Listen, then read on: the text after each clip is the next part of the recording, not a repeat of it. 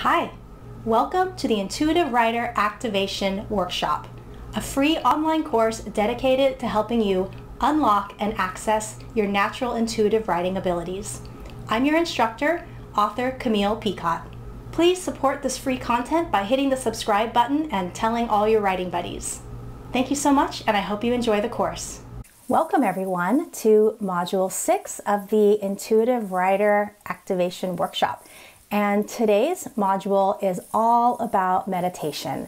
And this particular section is designed for you to come back to over and over and over again, because as we've talked briefly about before, meditation is one of the cornerstones of your intuitive writing practice. And just to recap briefly, the two cornerstones of your intuitive writing practice are going to be building awareness and meditation. And we've talked about building awareness in the previous modules. You're going to want to make sure you always have your journal with you or nearby, so every time you have an aha moment, you can record it. And what that's going to do is start training your mind and your subconscious to understand when the universe is making contact so that you can recognize it when it's happening in your everyday life. So that was step one. And think of that as like almost your warm-up. Maybe your jumping jacks or you're stretching, what you're going to do before you work out. And meditation is really going to be your heavy lifting. This is going to be your bench press or your wind sprint or your hill repeats, whatever. This is going to be the bread and butter of your workout. And like any exercise or any muscle in your body, the more you use a muscle, the stronger it's going to get, the more refined it's going to get. And that is no different when it comes to your intuition, into your intuitive muscle. The more you use it, the stronger it's going to get, and the stronger your connection is going to become to the universe, and the faster it's going to develop.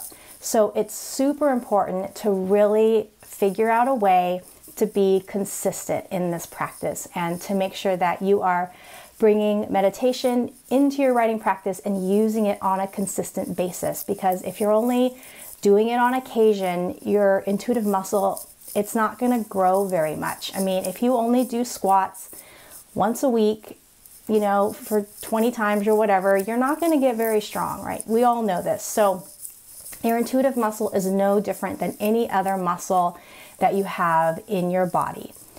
Now, I know it can be hard to find time to meditate. We all have families, we all have jobs. Guys, I totally get it. I am right there with you. So I've really had to just let my family know and say, hey guys, this is something that's really important to me, and it's something that I'm going to really start dedicating myself to. And it's amazing. The support just flows when you let people know what you're doing. And for my family, it works best if I do this after dinner. So once everybody's fed and they're hanging out, watching video games, watching TV, they all know that mom goes upstairs for 20 to 30 minutes and connects with the universe. And you know, my daughter actually thinks it's really cool. She always wants to know, who are you talking to, Mom? Which guide showed up today? And did they say hi to me? It's really cute. So it can also be an opportunity to fold in your family and include them on your journey as well. So really take a hard look at your writing life and figure out how you're going to incorporate meditation into your writing practice. Oh, and another idea, this is something a girlfriend of mine does. She gets up early before her family does, and she does her meditation in the morning before life gets crazy. So that's another idea. Or hey, if you're stuck in an office, maybe go out to your car on your lunch break. I've done that. Sit in my car and do my meditation during lunch. It's a really great way to just disconnect and you know, bring up some creativity and connect with it in the humdrum of spreadsheets and all that other good stuff that you do in the office. So yes, meditation is so important. It is the number one way that you are going to strengthen that intuitive muscle, and I can't emphasize that enough. The meditations that I've created below, you're going to see, are for plot, character, and story. So depending on what you're working on, pick the one that works best for where you are in your work, be sure you try them all and use them interchangeably as you need to, depending on what you're trying to bring in on any particular day.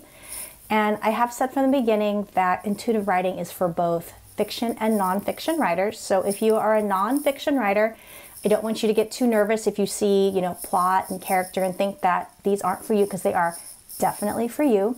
I use intuitive writing in the creation of my podcast content every day, and I lean into it so heavily, and the podcast is 100% nonfiction, as is this course. So yeah, intuitive writing is as much for you as it is for the fiction writer.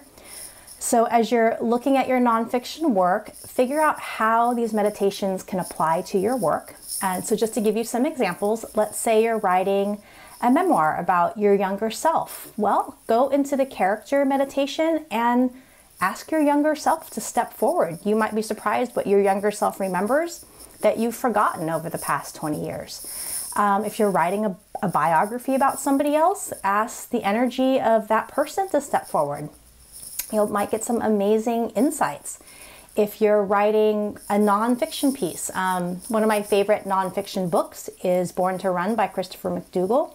Straight nonfiction, it's an amazing read, but you can probably use the plot or the story meditation to work on that kind of a piece. So the point is, these work for all types of writing. Don't get too hung up on the names. And honestly, if you really like the story meditation, you can totally use it for bringing in your character. Just set your intention, and when you're in the meditation, instead of asking your story to step forward, ask your character to step forward.